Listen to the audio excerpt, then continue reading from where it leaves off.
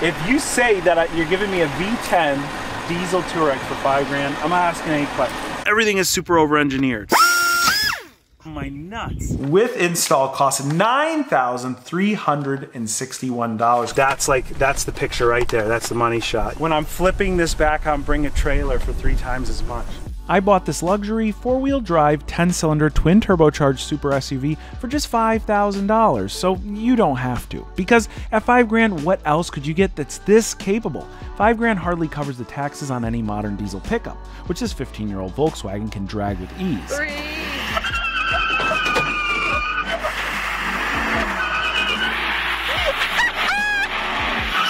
The deal here is super enticing, and to be fair, this is a fantastic car, but, well, you know what I'm gonna say. It seems that the Touareg V10 TDI was developed completely around a spec sheet with no practicality in mind. Need to replace a starter? You gotta drop the engine. Need to replace the alternator? You gotta drop the engine. Need to replace your door speakers? You've gotta drop the engine. Okay, well, maybe not for the speakers, but true story, my stepmom had to start an OnlyFans just to support me so I could continue driving this thing. And let's not forget, it's a diesel that's not particularly efficient at a time where diesel prices are historically high. So while it might guzzle its fuel, I found a way to become more energy efficient while working around the farm with my EcoFlow Delta Max. With 6 20-amp AC outlets, a slew of USBs, and 2,000 peak watts on board, this portable power station is a real workhorse capable of replacing your old-school generator. Even big power tools work with ease on the Delta Max. To show you that the EcoFlow Max is a serious generator replacement, we're going to run all 6 of these power tools at once.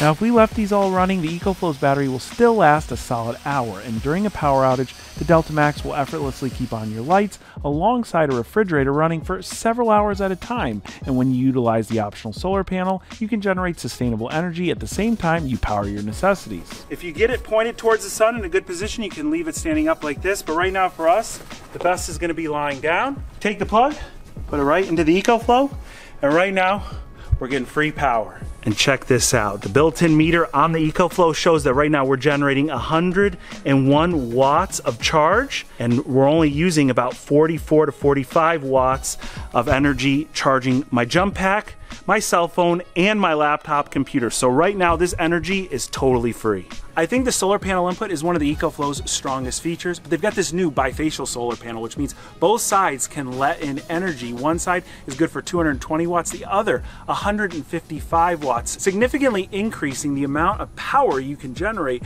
in the EcoFlow, making it really self-sufficient for activities like camping or RVing. And at any time, if you want to increase the capacity of your EcoFlow, there's these little ports here. With a couple of external batteries plugged in, the EcoFlow is capable of running major home appliances, even your home's AC. So this is a serious home backup in the case of a power outage. As you can tell, this is a very versatile source of power, and it's incredible what it can do. But EcoFlow makes a wide range of products to fit whatever you need, from the River lineup that is something portable you can throw in your bag and take to the beach, all the way up to their Delta Max and Delta Pro models. Go ahead and check out EcoFlow at the link down in the description box and find the portable power station that fits your needs. Again, that's at ecoflow.com, or just click that link down in the description box. Now, if you ever watch my videos, you know that I'm quite fond of a good deal, and I don't mind taking on a problematic project, but one does not just go seeking a V10 Touareg. In this case, the Touareg seek me through a channel viewer by the name of Miguel.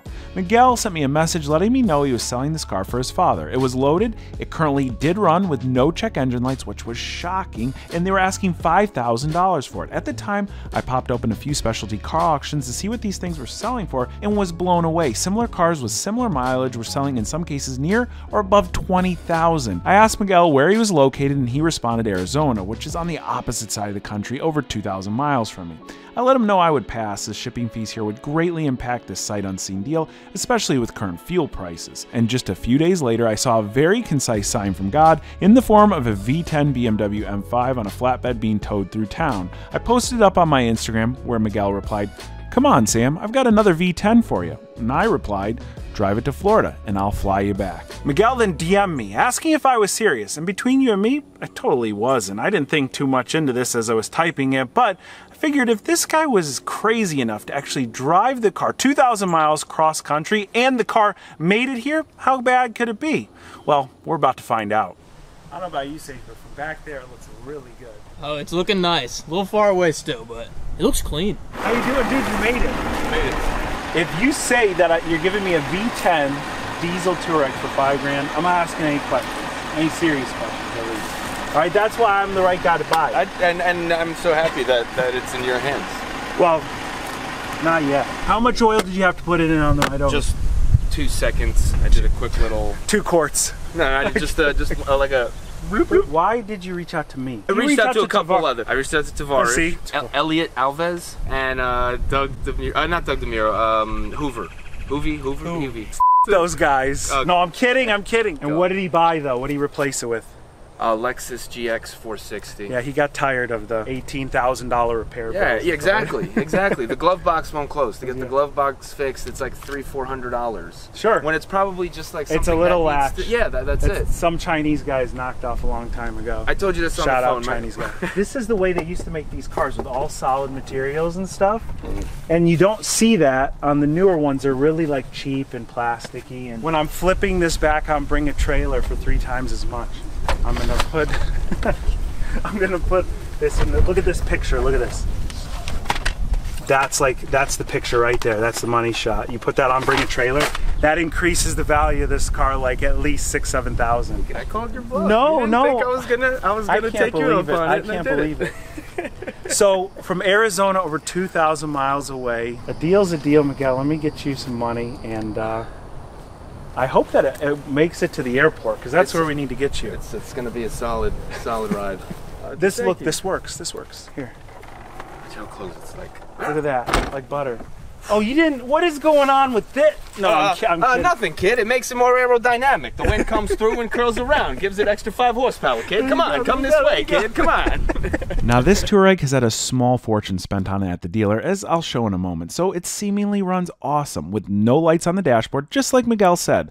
But it came with a few quirks that, in my opinion, really compromise its usability. First up is that 3 out of the 4 windows have problems. 2 of the windows hang open and make funny noises when you try to operate them, which tells me the regulators are shot, and the other one does nothing when you hit the switch. So let's start taking these doors apart and see what we can find.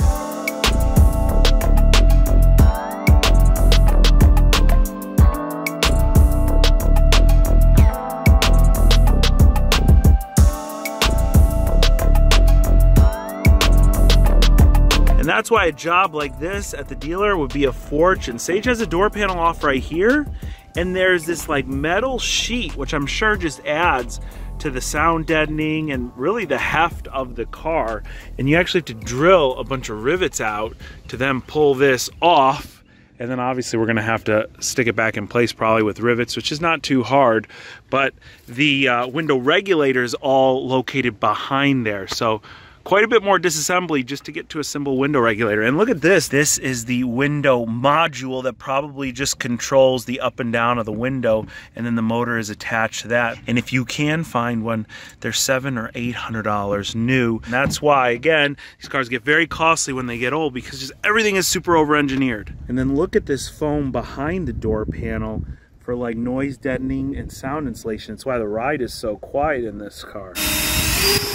We've run through 2 drill batteries, about 4 drill bits, and I think I'm just bad at drilling rivets, and I probably have crappy drill bits. So, got a carbide rasp here, just for the sake of time, so I don't have to run out to the store, and I'm going to see if I can eat up the inside of the rivet, and just they should pop out.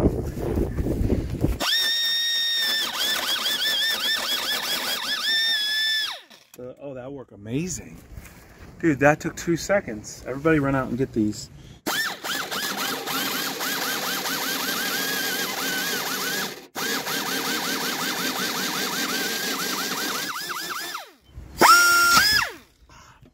My nuts. That's not the angle you want to do this at. Here, go around the other way here, Stacey. Come around the other way. There you go.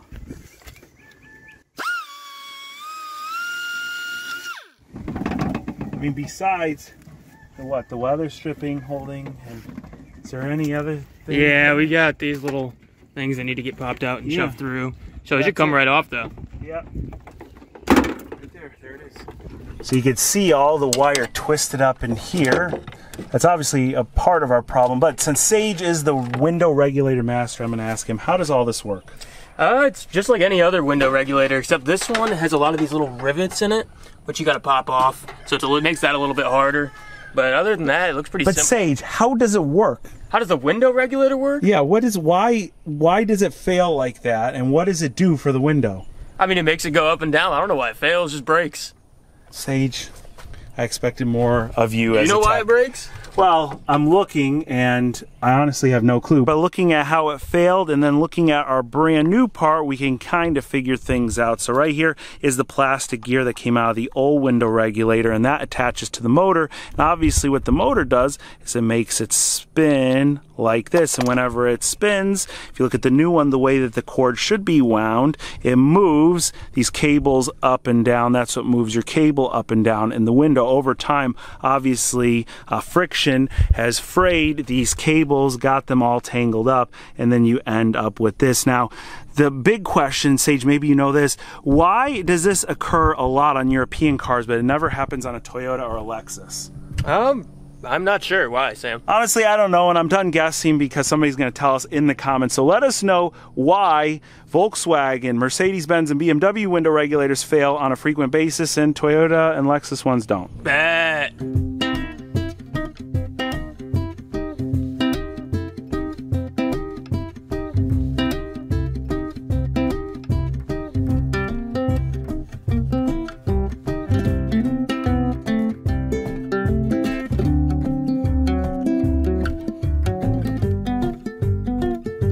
Talk about over-engineered. Look at this. Sage had to remove the entire door frame just to get the window regulator off, because you can see the rivets. Those are up against the actual door skin itself. So door frame has to come off. It wasn't too hard. No, it wasn't too bad. It was just kind of confusing trying to figure out what was actually going on. Yeah, I've never seen anything like this. All the window regulators we've done here, they get replaced while they're still installed in the door. And if you look at this, by the time we have this cover off and then that frame out, all that's left is the skin itself and a bunch of broken up plastic from our old regulator.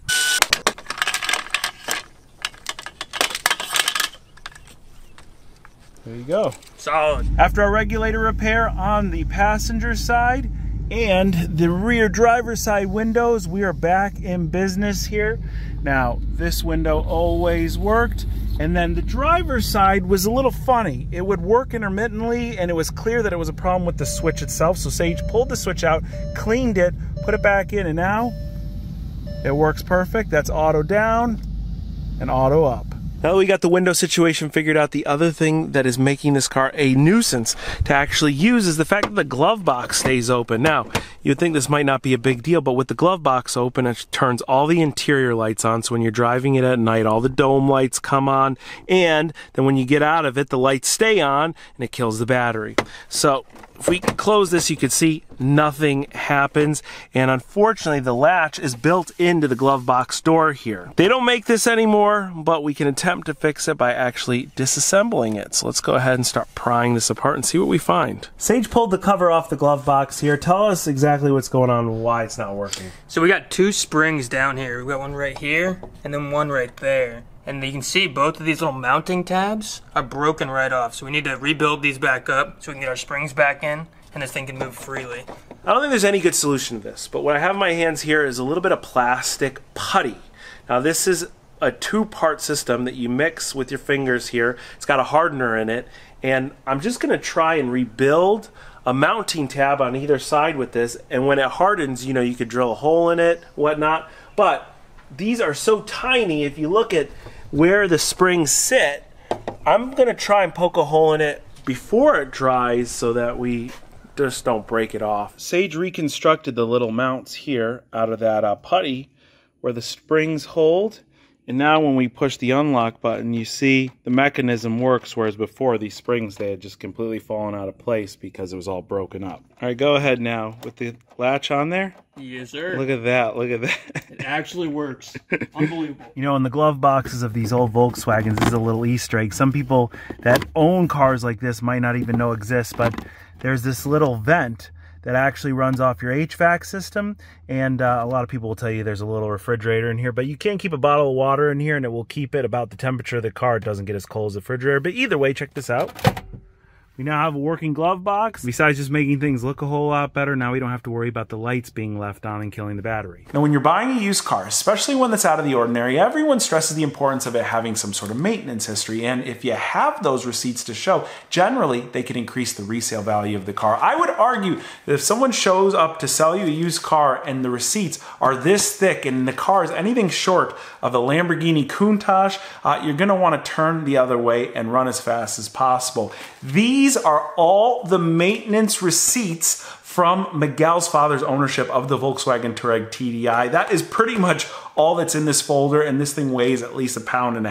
Now, I went and pulled out just a couple of the most ridiculous trips to the dealership with the sales receipts stapled to them right here so I could show you what it's like owning this car. But the only thing that was in this folder that isn't a receipt was this original sale listing that was printed out, and it's dated January of 2012. This car was being offered for sale used at a Toyota dealership for around $30,000, $29,848.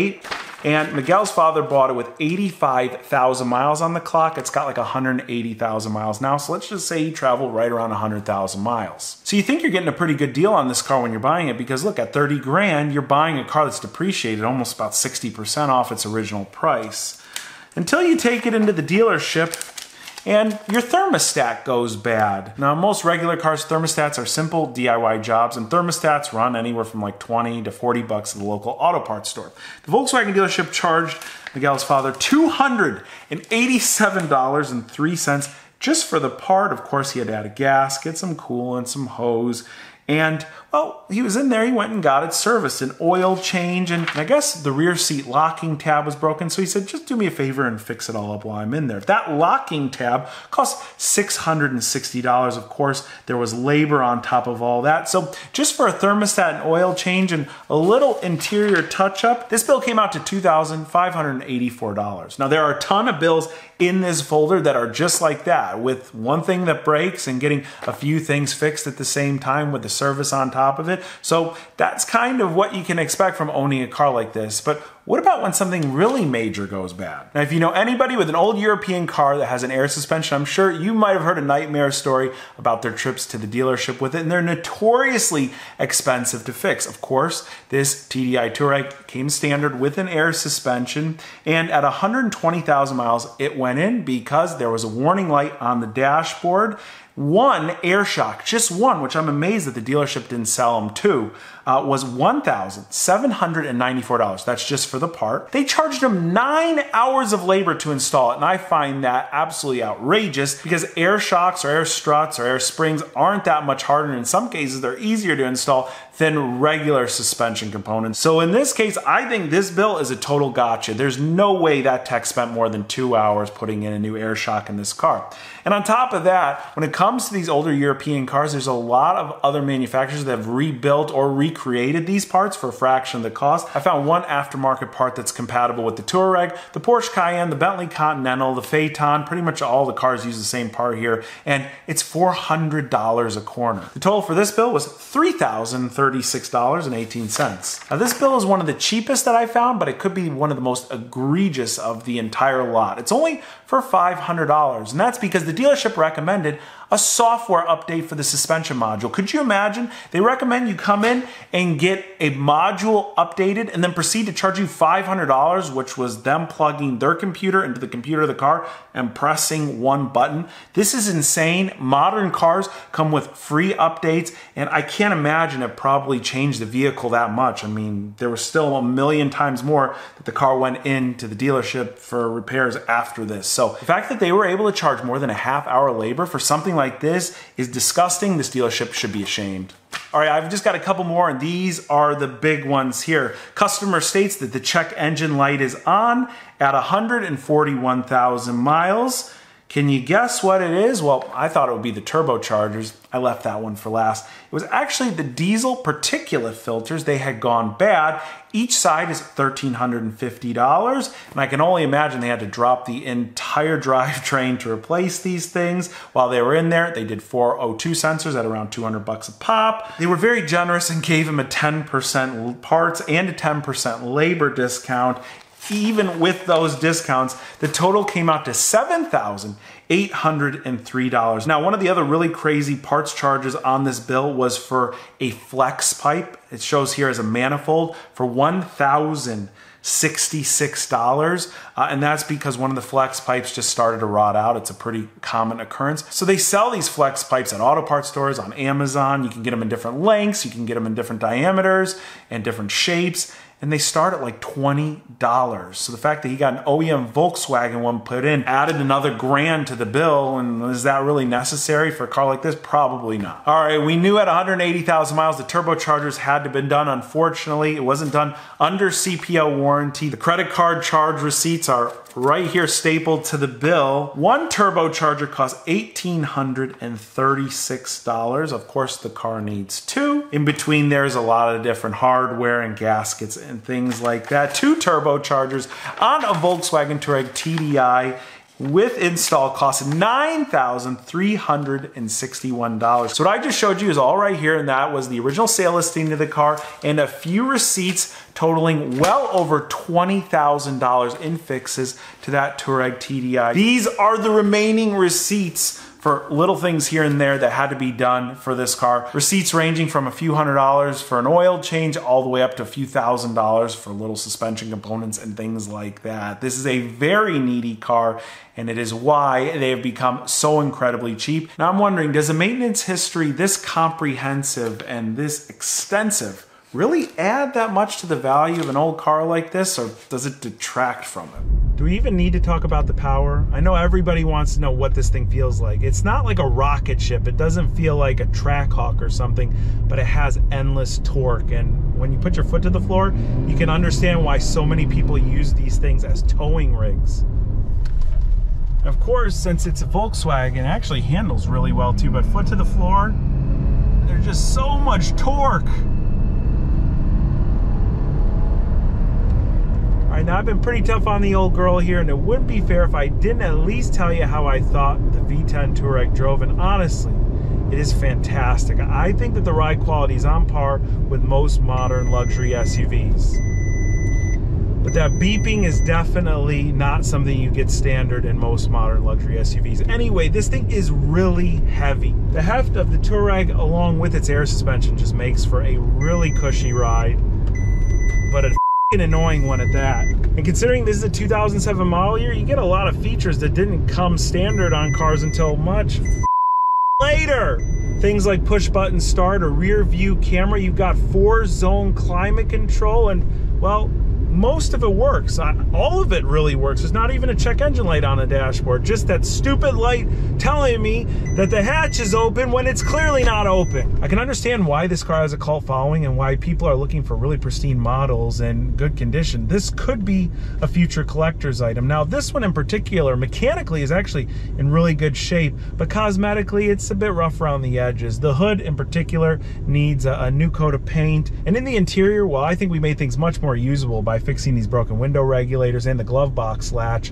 The driver and the passenger seats lower portions came all torn up. Now I look for replacement parts because that's usually the easiest and cheapest way to fix these things, and unfortunately all I could find was one lower portion of a driver's seat in a cream color. I couldn't find this teak brown leather interior anywhere, so I bought that and we attempted to dye it, and it came out all right. The shade was a little off, so the company sent me a darker shade, and well, it was a little off, and mind you, these were supposed to be factory color matches. Either way, it looks way better than the way it came to me. Being a big fan of Volkswagens, this is always a car that I've wanted to experience, and being able to meet Miguel, have this car for the last few months and kick it around and really understand what Volkswagen was thinking when they decided to make the V10 Touareg has been a great experience, and I really had fun being able to share it all with you guys. If you enjoyed this video, make sure you hit that like button. Also, if you're not already following me on Instagram, where I post updates and new project cars like the V10 Touareg before anything goes live here on YouTube, well, just visit me here or click that link down in the description box. Guys, I want to thank each and every one of you for watching today, and I'll catch you very soon.